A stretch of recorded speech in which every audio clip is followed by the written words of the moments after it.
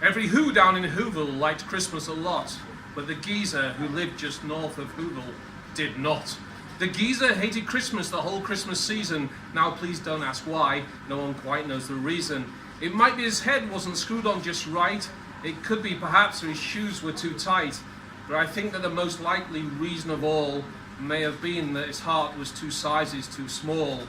Whatever the reason, his heart or his shoes, he stood there on Christmas Eve, hating the Whos, staring down from his cave with a sour frown at the warm lighted windows below in their town.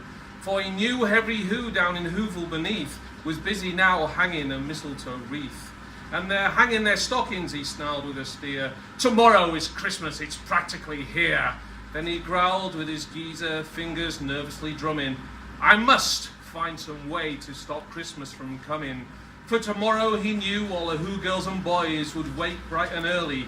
They'd rush for their toys. And then, oh the noise, noise, noise, noise.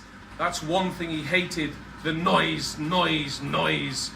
Then the Whos, young and old, would sit down to a feast, and they'd feast and they'd feast and they'd feast, feast, feast.